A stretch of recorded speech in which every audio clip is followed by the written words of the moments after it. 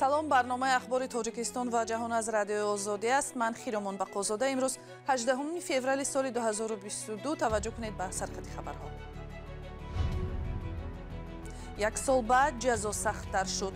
Хуҷа Каримов, фармондеҳи пешини фронти халқӣ ки порсол ба 14 сол маҳкум шуд, бо қарори нав 21 соли зиндон гирифт. вазири тоҷик мегӯяд барои оғози сохтмони роҳи Хоҷа Аъло Ворух Тоҷикистон мунтазири иҷозаи ҷониби Қирғизистон аст.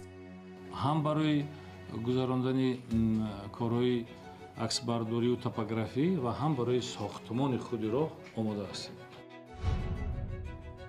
вазири тандурустии Тоҷикистон бовар дорад ки имтиёзҳову кадрҳои нав метавонанд ниёзи соҳа ба кормандони тибро бароварда кунанд. дар ҳамин солҳои наздик яъне норасоии кадрӣ дар ҷумҳурии Тоҷикистон ман фикр мекунам ки паси сар мегардад. додгоҳи олии Тоҷикистон бо як қарори камсобиқааш ахиран ҳукми фармондеҳи пешини фронти халқи Хуҷа Каримовро бозбинӣ карда, ҳукми ӯро аз 14 то 21 соли зиндон зиёд кард.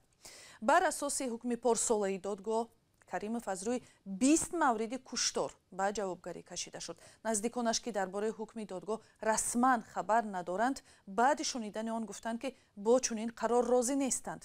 гардиши нав дар парвандаи яке аз қумандонҳои бераҳми ҷанги дохилии Тоҷикистонро ҳамкорам Алишер Зарифӣ аз шаҳри Душанбе шарҳ медиҳад. додгоҳи олии Тоҷикистон Хуҷа Каримов, маъруф ба номи Хуҷакамандир, фармондеҳи пешини фронти халқиро дар доираи парвандаҳои пешинаш ба 21 соли зиндон маҳкум кард. қаблан ӯро ба 14 соли зиндон маҳкум карда буданд. як манбаъ дар Додистони кулли Тоҷикистон ки нахост номаш бурда шавад, рӯзи 18 феврал ба Радиои Озодӣ гуфт, ҳукм 2 рӯз пеш эълон шуд ва он бо назардошти ҳукми пешинаш, яъне дар маҷмӯъ 21 сол хонда шуд. рӯзи 18 феврал Наргиси Абдураҳим, духтари Хуҷа Каримов, дар суҳбат ба Радиои Озодӣ гуфт, онҳоро аз эълони ҳукми падараш хабардор накарданд ва розӣ нашуд дар рӯбарӯи дурбини Радиои Озодӣ суҳбат кунад. ӯ қаблан гуфта буд, аз иттиҳомот нисбати падараш розӣ нест ва фикр намекунад ӯ ҷиноят содир кардааст. парвандаи Каримов пас аз он додгоҳӣ шуд ки ба иттилои мақомот ба унвонии Додистони кул баъзе шикоятҳо нисбати маҳкумшуда ворид шуданд.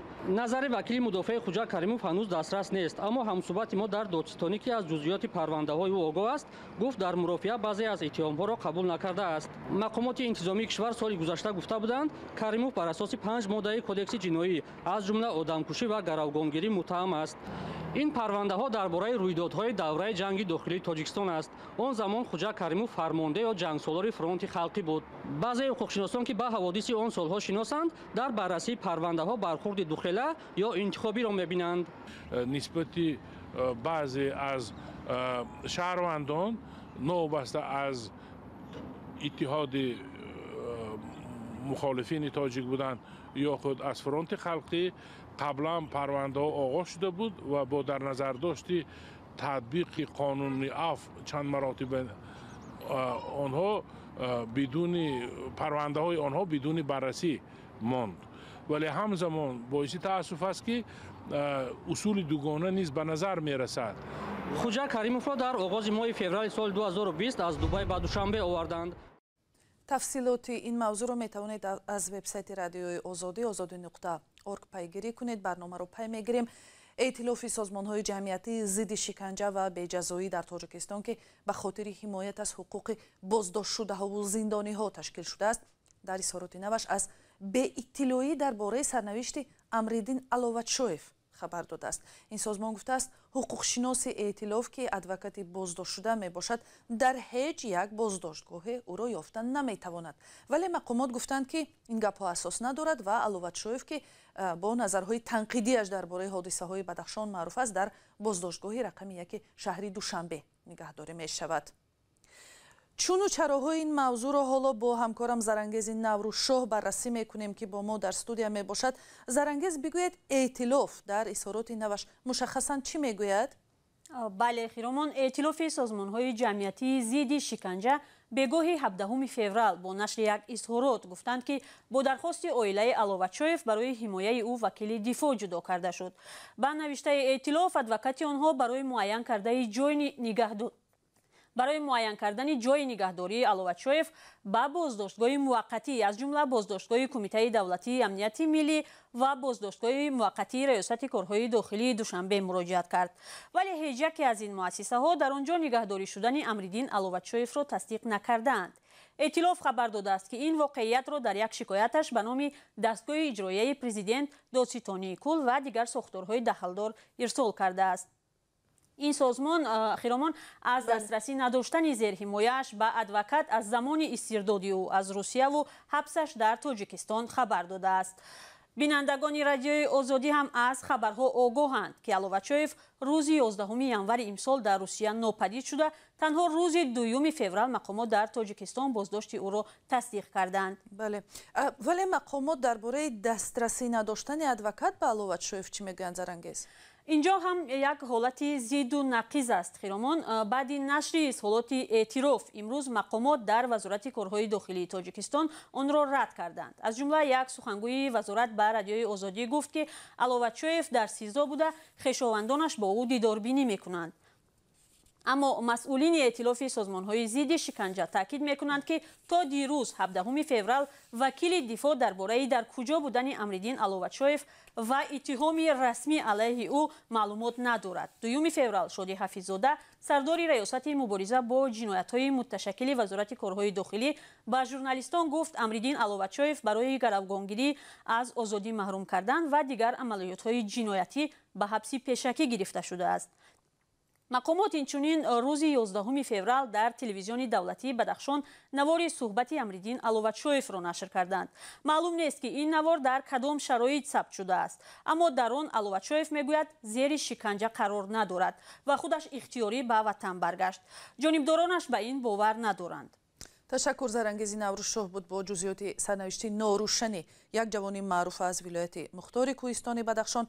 علوچویف را پس از آن بازداشت کردند که در تظاهرات زادگان این ولایت در نزد سفارت تاجیکستان در مسکو شرکت کرد. اعتراض در رابطه با حادثه های آخر ماه نوامبر برپا شده بود. سلام، اگر خط و خبر می‌خواهید ما داریم. نوید بامدادی، سرخط خبرها، اخبار تاجیکستان و جهان، گزارش‌ها و تحلیل‌ها. چی می‌گذرد و چرا؟ دانستن فهمیدن است.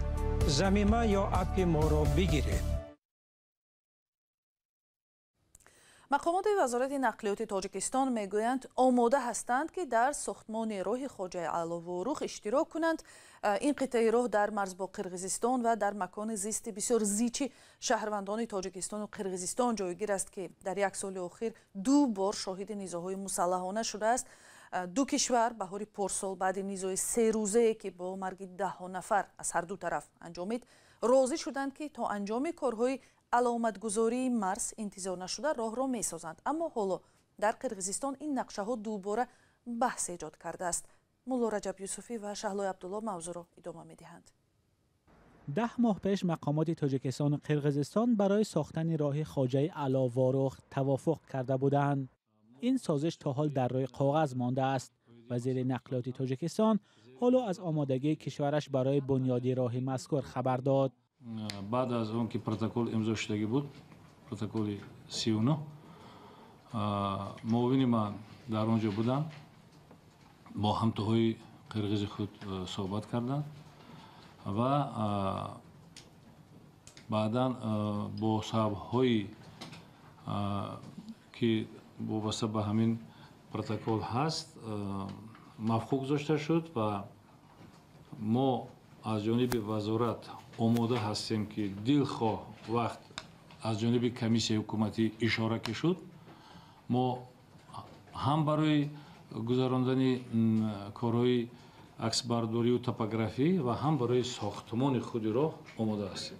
یعنی اینجا مشکلات از جانب وزارت نمیبینیم. بر اساس توافق هیئت‌های تاجیکستان و قرقیزستان که ماه می سال گذشته حاصل شد، 2 کشور راه خواجه علوورخ را یکجایه می‌سازند و تاجیکستان آن را نگاهبین می‌کند. ولی دیرتر مقامات قرقیز گفتند این راه را خودشان می‌سازند. بار دوم روز 29 ینور نمایندگان 2 کشور گفتند بعد 8 روز به عملی کردن این سازش شروع می‌کنند، ولی ساکنان محلی می‌گویند تا حال عملی نیست. یگانه راه به جماعت وارخ حالا از میان دهه اقصای می‌گذرد. در بسیار مناقشه‌های مرزی ساکنان قرغزتبار دهه آقسای این راه را محکم می‌کنند و 40,000 ساکن جماعت وارخ عملاً از رفتن به دیگر قسمت‌های تاجیکستان محروم می‌شوند. اینچنین باشندگان وارخ بارها شکایت کردند که در وقت گذشتن از میان دهه آقسای طرف ماشین آنها سنگ‌اندازی می‌شود. برخی کارشناسان می‌گویند با ساختن راه نو این مشکل‌ها تا جای برطرف می‌شوند. یکم از اینجا قرغزایی که در اینجا همون کمتر خواجگی زندگی دارند، اینها قرغزای تهجویی هستند که از اول با تاجیک‌ها مناسبت خوب داشتند و شهروندان تاجیکستان بودند. یکم مسئله. دوم مسئله، در اینجا مردم زیاد زندگی نمی‌کنند و امکانی در اینجا قرغزها حدود خود را وسیع کردن ندارند در این راهی که داده است. این دوم مسئله. و سوم همون راه تاریخی که در زمانهای پیش به وارخ می‌برد همین راه است. یعنی ما همین راه پیشینی وارخ رو برقرار می‌کنیم. مقامات قرغزستان از جمله رهبر کمیته امنیت ملی این کشور تصدیق می‌کنند که باید به وارخ راه داده شود، اما دقیق نیست که چرا مقامات این کشور در ساختن راه نو تأخیر دارند. برخی ها در تاجیکستان باور دارند که قرغزستان راه وارخ را همچون ابزار فشار نسبت تاجیکستان استفاده می‌برد. مولا رجب یوسفی شهلای عبدالله، آزادی، دوشنبه.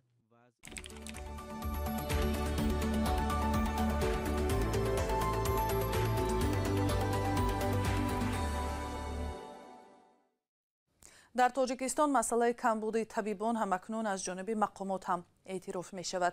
کارشناسان ساحه معاش‌های کم و نامناسب با زحمت‌های کسبی طبیبان را سبب به کشورهای خارجی از جمله روسیه هجرت کردن متخصصان مینامند. ادامه موضوع از برات یوسفی. وزیر تندرستی تاجیکستان اعتراف کرد که با مهاجرت رفتن پزشکان پروبلمای اکتوالی است، ولی به قول او این مشکل تنها خاصی تاجیکستان نیست. در سالهای اخیر هزارها طبیب از تاجیکستان برای کار و زندگی به روسیه و کشورهای دیگر کوچیدند. خصوصا در دوره پاندمی طلبات خیلی زیاد بود. از همین خاطر یعنی نورسایی در همه دولت ها است. از این استفاده بوده بعضی از دولت های همسایه ما برنامه های مخصوص یعنی کارکار کردگی برای دعوت کردن، برای جلب کردن متخصصان برای فعالیت در همان دولت ها.